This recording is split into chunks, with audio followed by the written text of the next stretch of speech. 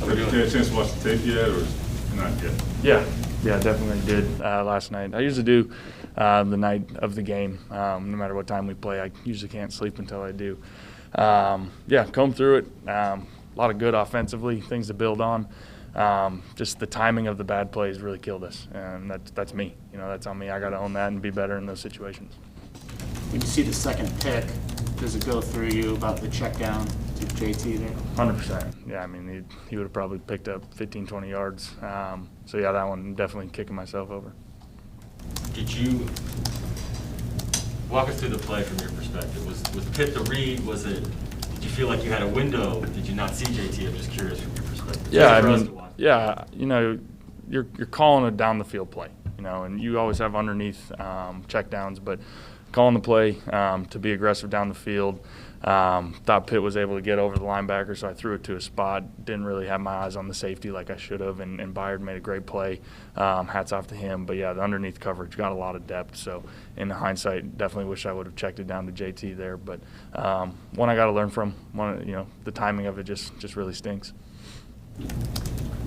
Frank said that there were about 6 plays that were run calls, but you either held on to it or you threw it. What was kind of going through your mind in those situations, and how do you think things might have changed had you handed off the ball? Yeah, I mean, those are usually RPOs or, the defense is blitzing somebody, so you're forced to throw it, different things like that. So we're going to have those in every week. We're going to have those in multiple times a game, and some games more than others. So, I thought for the most part those plays were actually pretty successful for us.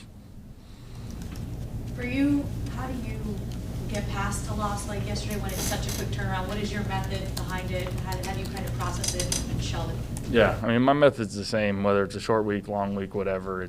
I learn from the tape. Like I said, I usually watch it right away that night. Usually we come in and go over it again, but a short week we don't have time to. I move on quick. I try and have that mentality within game to game, within play to play. Make a bad play, go.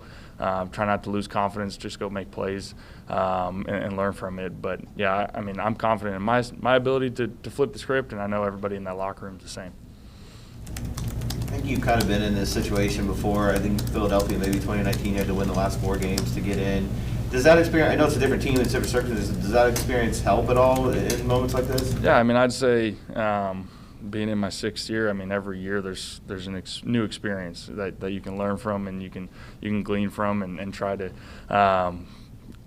do it better ultimately. I'm confident in this locker room. That's the one thing that continues to show up and shine to me is just everybody's belief in there. We're so close in so many of these games, and no excuses aside, but we're all so confident in each other. It doesn't matter what's being said outside. We don't listen to that, but we're so confident in who we are and our ability going forward. Every year I've learned something different from the good, the bad, and the ugly, and so just keep leaning in on those experiences and get better.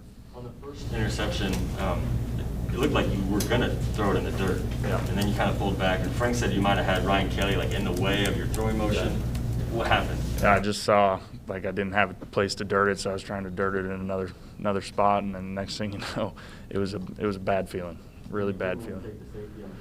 Correct. No, I was just trying to get it out. Just safety would have really ultimately killed us there because they would have got the ball back as well. So exactly. So fortunately, we were able to go back and impressively go back down to score and force overtime, but we just didn't get it done. Do you feel like you guys were too aggressive late in the game? You had a couple drives where you could have won it, and obviously you want to be aggressive and try to finish it off, but do you guys feel like that came back to bite you? It came back to bite me for sure. I'll own that one. But as far as play calling and all that, no, I love coaches' aggressive mindset because all of those plays are aggressive. But like I said, there's a check down, there's an underneath. So I just got to read the defense better in those situations. But I thought Coach called a great game and put us in the chance to win. And I got to make better decisions there. Carson, were you thinking go for 2? Any part of that after the touchdown?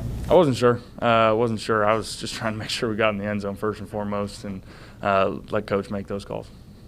It sounds kind of funny because you scored 31 points, but did you ever really get in a rhythm as an offense? Flow of the game was weird. Definitely different flow of the game. I thought we did a handful of good things, and we had a couple too many penalties and mistakes that we inflicted on ourselves, including the turnovers late and all of those things. So definitely rhythm offensively was a little different. I thought we did some good things, but just not enough consistently. We've kind of talked about this before, and it's kind of a hard thing to talk about on a big picture standpoint, but how do you balance going for the big play and being aggressive versus knowing when it's you just got to take a check down in the third or whatever? Yeah, it's always a fine line. It's always a fine line because even some of the big plays that we hit, maybe they are forced a little bit, and there is a check down open. But so you just got to just be smart and know when take those calculated risks, so to speak, and definitely know the situation in a ball game and all of those things. And I'm always learning. I'm a work in progress. I'm always learning, trying to be smart and make good decisions. And hopefully the aggressiveness is going to pay off more than it won't. But in that case, it cost me.